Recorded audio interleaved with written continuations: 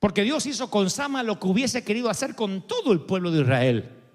Sama tenía una cualidad: se cansó de huir, se cansó de escapar. Hacía años que los filisteos venían, los pasaban por arriba e Israel salía corriendo. Y él dijo: yo me pudrí, yo no voy a vivir fugitivo, lo único que tengo es un campo de lenteja, pero es mío, me lo gané, lo estuve sembrando y esperé esa lenteja, me aguanté hasta que las lentejas crecieran y ahora me tengo que ir porque unos imbéciles me lo van a sacar. Basta, voy a morir acá, pero voy a defender las lentejas como si fueran hijos míos. Y se cansó de huir, se plantó en el territorio. Su identidad, por razones obvias, que me dijo: toda mi vida fue escapar. Y le pregunté: ¿escapar de qué? Y me dijo: de todo, de todos. Le escapo a los vínculos, le escapo a los compromisos. No es una persona cobarde, ni mucho menos, me consta. Sin embargo, me dijo: creo que hice del escape un modo de vida, como si mi jurisdicción estuviese lindado dentro de lo que es escapar. Y luego me cuenta que para escapar de los padres, un día decide casarse, lo cual es una gravedad absoluta, es de extrema gravedad, querer emprender algo para escapar de una situación que creemos que nos está ahogando o asfixiando. Y me dice: en lugar de casarme creyendo en el amor, me casé diciendo: así salgo de mi casa, de mi hogar, de mi país y emprendo algo diferente. Pero después me di cuenta que no había amor, que lo que me había motivado era escapar. Y entonces escapé teniendo hijos, porque pensé que los hijos iban a distraerme e iban a ayudarme a escapar de lo que es el nido vacío o de tener que enfrentar cara a cara a aquella persona con la cual decidí, por escapar, compartir el resto de mi vida. Y después decidí que mis hijos iban a estudiar y a darme nietos para escapar de ser una madre que tuviera solo hijos. Entonces, cada persona que cuenta que escapa siempre te lleva a pensar: ¿por qué hay personas que deciden hacer del escape o de no enfrentar un modo de vida? Cuando alguien intenta salir de un sitio para meterse en otro, y meterse en otro es nada más la motivación de escapar de allá, vivimos una vida que nunca nos da descanso, nunca pertenecemos, nunca logramos tener un hogar. Esta persona me decía: yo necesito en algún momento de mi vida pertenecer, no quiero vivir escapando. Los que son fugitivos son personas que nunca terminan de instalarse en un sitio o en un lugar. Como dije alguna vez, nunca terminan de desempacar la maleta y van por la vida siempre con la maleta lista para cuando tengan que moverse de un sitio a otro. Y aunque esto pueda tener un sabor a aventura, te hace un nómade, te hace una persona sin raíces profundas. ¿Y quién quiere emprender una vida junto a alguien que no echa nunca raíces, que no pertenece, que no tiene hogar, que es un ciudadano del mundo pero no es un ciudadano de ningún lado, que su pasaporte no dice ninguna nacionalidad? Y esto estoy hablando en términos metafóricos. No pertenece, no es, simplemente sobrevive y no tiene raíces profundas, no tiene hogar, porque vive continuamente escapando, siendo un fugitivo de todo. Mantener un territorio es más fundamental que defender una doctrina. Mantener un territorio es saber hacia dónde vamos y no ser aquello de lo que huimos. Yo quisiera decirte que en mi vida siempre fui alguien que apuntó al futuro y que nunca estuvo atado al pasado. Yo quisiera hacer alarde de eso, pero no puedo. A mí me gustaría decir: aprende de mí, que mi vida nunca ha sido afectada por aquello de lo que huía. Pero no, yo también, por mucho tiempo, me estaba convirtiendo en el hombre del que quería huir, que no es lo mismo que convertirse en el hombre del que quiere ser. Te lo voy a poner así. Hay gente que sube al automóvil de su vida y va mirando por el espejo retrovisor a los padres que se están alejando y dice: no voy a ser como ellos, no voy a ser como ellos, no voy a ser como ellos. Pero de tanto mirarlos termina pareciéndose. O sea que en el querer lograr no parecerse, uno termina repitiéndose, haciendo exactamente aquello de lo que no quiere emular. Porque justamente para no parecerse hay que mirar. En lugar de olvidarme y decir: voy a mirar para el futuro, estamos mirando para atrás diciendo: no me voy a parecer a él. Y un día, con horror, nos miramos al espejo y vemos cuán parecidos somos a nuestros padres. Y que decimos las mismas frases. Y que estamos repitiendo aquello que juramos que nunca íbamos a decir. ¿Por qué se produce ese efecto?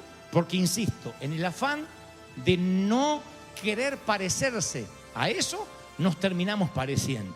Eso resume la vida práctica, de modo que en lugar de ir hacia adelante, construir un futuro, una nueva familia, con tu nueva manera de ser, estás mirando hacia atrás y terminas siendo una persona que siempre está huyendo del pasado. Yo digo siempre, no es lo mismo escapar de la pobreza que correr hacia la riqueza. Parece sutil la diferencia, pero te cambia diametralmente la vida. Porque si tú estás corriendo tras la abundancia, eres tú el que persigue. Pero si tú estás escapando de la pobreza, es la pobreza la que te persigue. Y ya no depende de ti, te puede alcanzar o no. La vida cambia completamente cuando dejamos de definirnos por lo que huimos y nos empezamos a definir por lo que queremos lograr.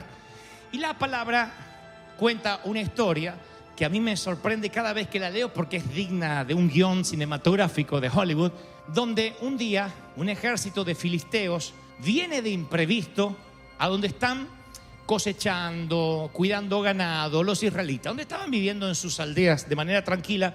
Llega el pueblo de Goliat, el pueblo de los filisteos. Para que los puedan visualizar, son guerreros por naturaleza, son despiadados, no se caracterizan por su benevolencia. Son israelitas, los israelitas corren despavoridos para salvar sus vidas. La Biblia relata el incidente en el segundo libro de Samuel. Todos los israelitas cuando ven a los filisteos dicen, ni peleemos, sale todo el mundo corriendo, dejan las herramientas, tiran las espadas y se van todos despavoridos. Cada uno se raja su tierra, salen todos despavoridos, pero escapar nunca es la solución a un problema, nunca. Grábatelo esto en tu corazón. Aunque creas en esa vieja y acuñada frase que todo soldado que escapa sirve para otra batalla, escapar hace que lo único que logres es que pospongas el problema.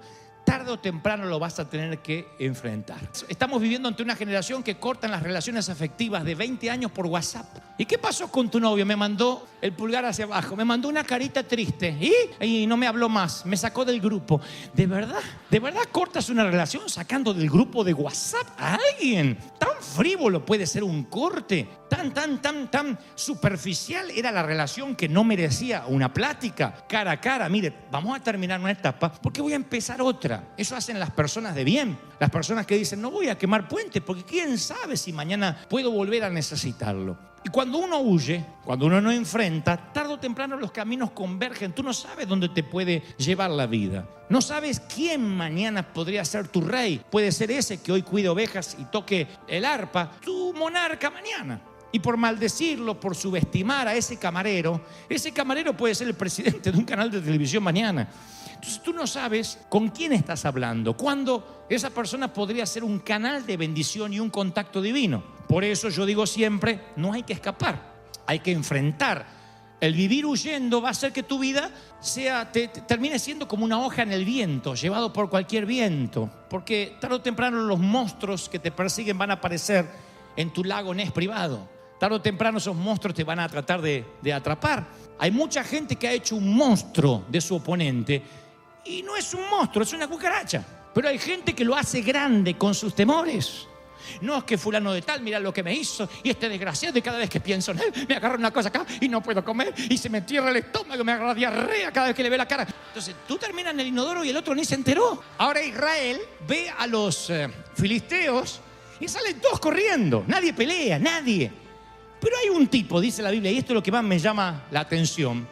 Hay un tipo que sale también corriendo con todos los israelitas y en un momento se para.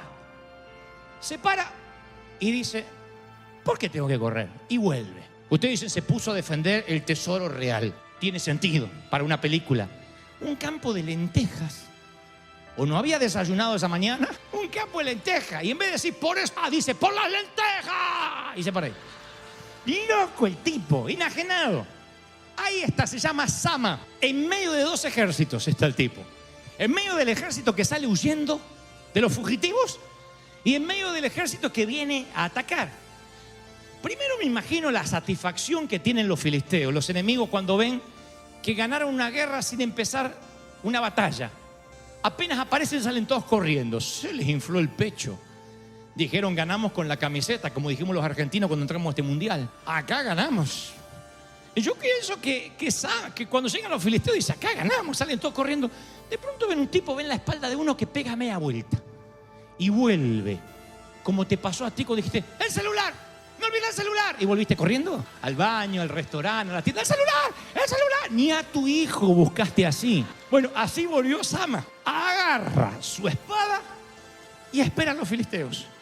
Conociendo el modus operandi de los filisteos, digo que lo conozco porque recuerdo cuando mandaron a Goliat a enfrentar a cualquiera de los israelitas para ganarle la batalla. Yo pienso que ni se molesta el oficial en mandar un batallón contra un tipo. Manda al campeón. ¡Ey! Deshazte de este idiota. ¿Qué pasa? Hay un imbécil allí con una espada, mátalo y tomemos posesión de lo nuestro. Así que mandan a un campeón y dice la palabra que ¡boom!, derriba al campeón y sigue esperando por otro. Así que el oficial dice, este tipo es serio. Manda a 2 o quizás 4, ¡boom, boom!, se carga a los 4. Manda 8, ¡pum, pum, pum!, como un Jackie Chan, se carga a los 8. Manda una docena, ¡bum, bum! Manda 30, ¡bum, bum! Y dice que Dios le dio victoria sobre todo el ejército. Si no lo leo, pienso que es Disney. Esto es una historia. Le dio victoria, se los cargó uno por uno defendiendo un campo de lentejas, solo contra un ejército. Yo digo, ¿qué habrán pensado los filisteos? Lo primero que yo saco en conclusión es que Sama cambió el estándar, subió la barda. Pienso, ¿qué se le cruza por la mente a este hombre? Porque, a ver, convengamos, personas como Sama son un problema para el resto. Una persona así te interrumpe la narrativa de estamos sobreviviendo, ay, menos mal que escapamos todos, ¿no? Menos mal que nos fuimos rápido. Le cambia la narrativa a todos los que salieron corriendo. Porque ahora, ¿cómo quedan todos delante de Sama? Aun si Sama hubiese muerto en el intento, que no murió, es esta historia lo que lo hace subir como uno de los oficiales de David.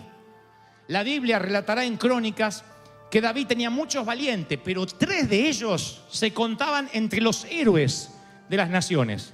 Uno era quien había defendido su territorio de lentejas contra un ejército. Por defender lentejas, termina de ser alguien más de la infantería y se transforma en uno de los oficiales de David. Porque uno pensará, bueno, era un loquito este. No, David no se rodeaba de loquitos. Yo veo la historia de Joás, de sus hombres, y eran oficiales que se sentaban en su pentágono, en su casa blanca del momento, para hablar los asuntos del reino. Sama no era un loquito, hizo un acto de locura, pero no era un loquito, de modo que fue uno de los oficiales de David. Así que yo pienso, ¿qué se le cruza por la cabeza a Sama? Porque le cambió el estándar a todos. El resto que había huido, que lo único que le había mostrado a los filisteos era el trasero, cuando son viejos y están junto a una chimenea contándole la historia a sus nietos, ya no pueden narrar el cuento de esta forma diciendo, y ese día, menos mal que Dios nos instó a correr, porque Dios nos ayudó a escapar. Porque el nieto va a decir, ¿y Sama? Bueno, Sama no estaba bien, era hijos de mexicanos y padres salvadoreños. Le subió la barda a todos, le arruinó la historia a los abuelos, le subió la barda a todo el mundo, levantó el estándar. ¿Qué creen que pasó por la cabeza de Sama para hacer eso? Porque cuando Sama regresa, cubierto de sangre del enemigo, en su espada, en su cara, cuando regresa al campamento no tiene nada que explicar. Su presencia, ¿qué digo su presencia? Su existencia molestaba al resto de los cobardes. Era una acusación para los hombres que habían huido, porque Dios hizo con Sama lo que hubiese querido hacer con todo el pueblo de Israel. Sama tenía una cualidad: se cansó de huir, se cansó de escapar. Hacía años que los filisteos venían, los pasaban por arriba e Israel salía corriendo. Y él dijo, yo me pudrí, yo no voy a vivir fugitivo, lo único que tengo es un campo de lenteja, pero es mío. Me lo gané, lo estuve sembrando y esperé esa lenteja, me aguanté hasta que las lentejas crecieran y ahora me tengo que ir porque unos imbéciles me lo van a sacar. Basta, voy a morir acá, pero voy a defender las lentejas como si fueran hijos míos. Y se cansó de huir, se plantó en el territorio. Dicen los teólogos que posiblemente el campo de lentejas era un indicador de las provisiones, o era el alimento, los recursos que los israelitas tenían. Pero ¿por qué no se quedaron el resto entonces? ¿Por qué todo el mundo escapó? Porque hay un momento que como Sama tienes que decir, a ver, ¿por qué vale la pena pelear? Este es mi territorio, este soy yo. Esta es la vida que yo he escogido y hacerme cargo de la vida que escojo. No podemos huir siempre. Si lo que te mueve es la fe, el motor es la fe y no lo que estás escapando, tú tienes el dominio de las cosas. Porque mientras tengas fe, los caminos se van a abrir, los cielos se van a abrir. Pero mientras que te estén persiguiendo, va a depender del otro, ¿o no? Entonces yo creo que de alguna forma, cuando ponemos los pies en un lugar, tenemos que pensar, ¿estoy acá porque estoy huyendo o este es el lugar que yo siempre soñé tener? El cambiar el paradigma hace que peleemos por el futuro, que no es lo mismo que pelear para escaparnos del pasado.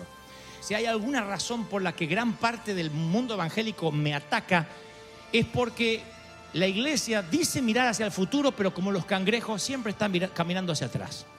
Siempre. A donde yo voy veo una iglesia estancada en los años 70, todo es pecado, la palabra teatro es pecado.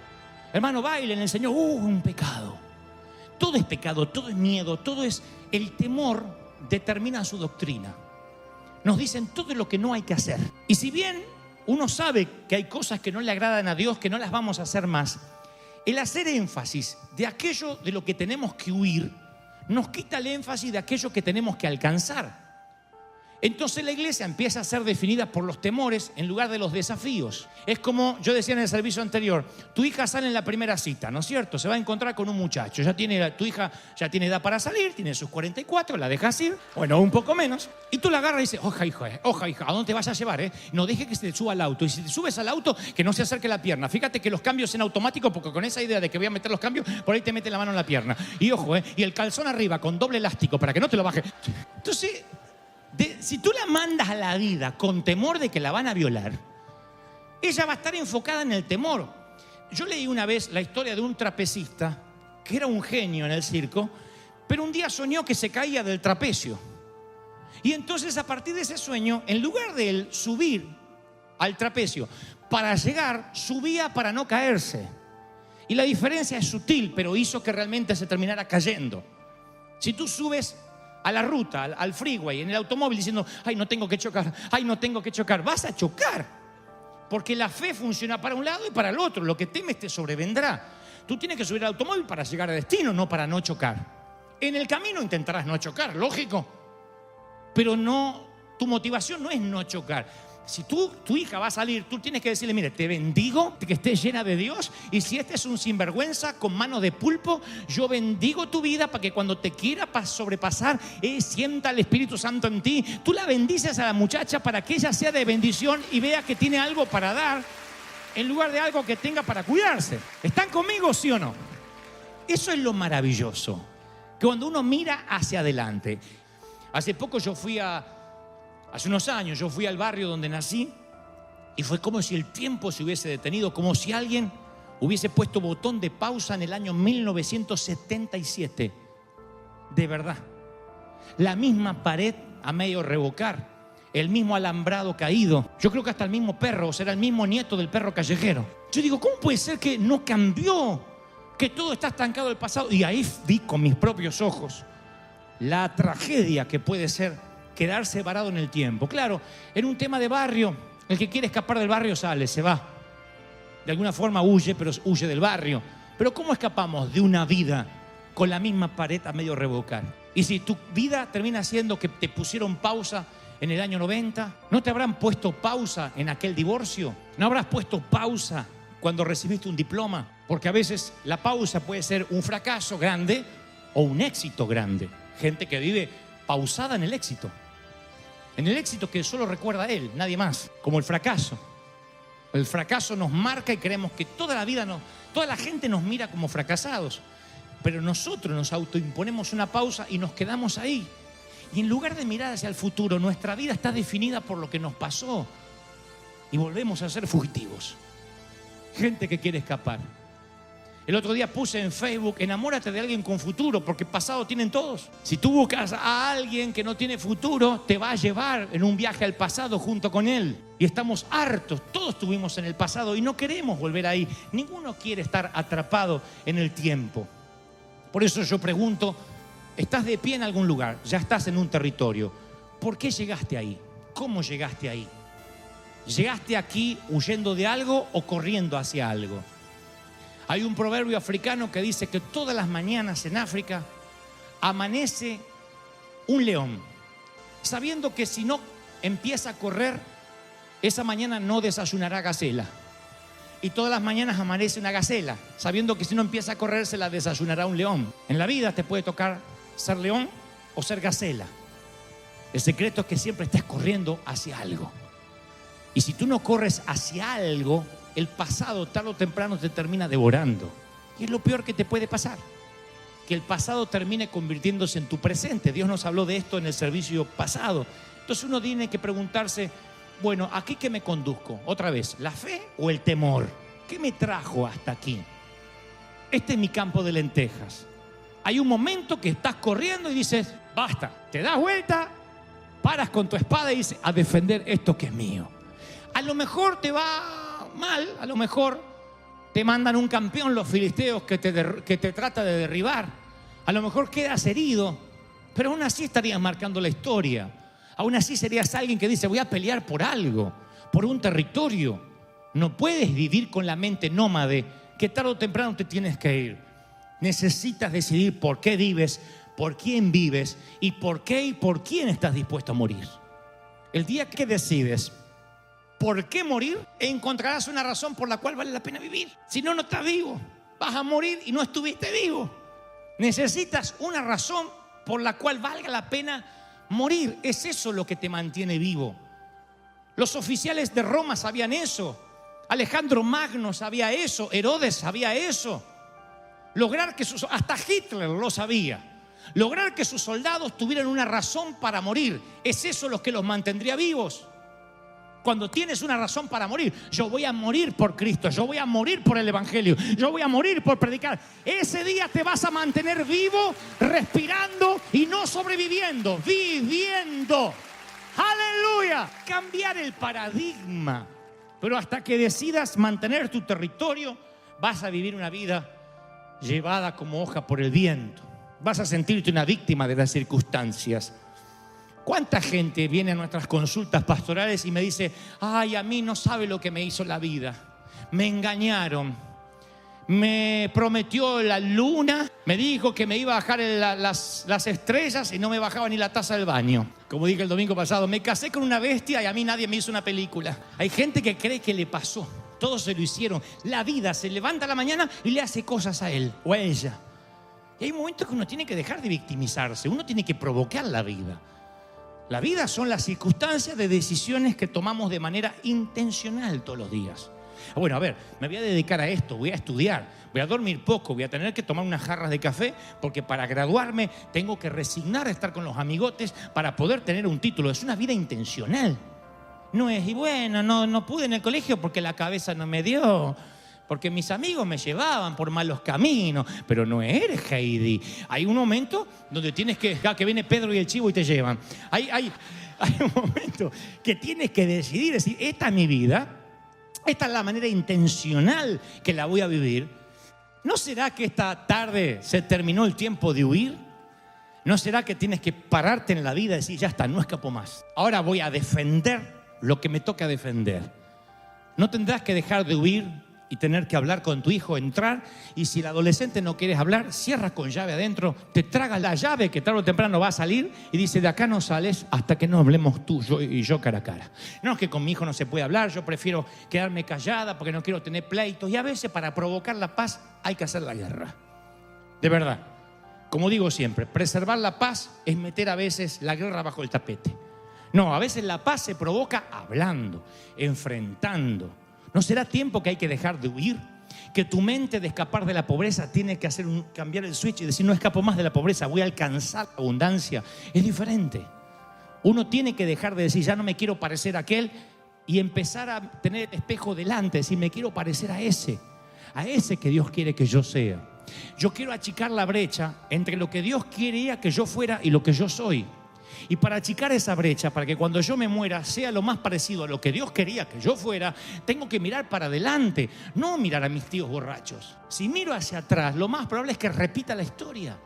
Yo tengo que mirar hacia adelante. Entonces Dios no está en tu divorcio, Dios no está en tu fracaso sentimental. No lo busques a Dios en tu falta de estudios, no lo busques en el país donde naciste. Dios me dice, aunque el pasado te sirvió, yo ya no estoy en tu pasado. Dios no es un Dios de pasado, Dios es un Dios de presente y un Dios de futuro. Si crees que Dios te está hablando, si crees que Dios va a cambiar tu mente hoy, dale un aplauso al Señor. Dile, Señor, ese es mi Dios. Así me ama el Señor. Así me ama el Señor. Gracias por llegar hasta el final.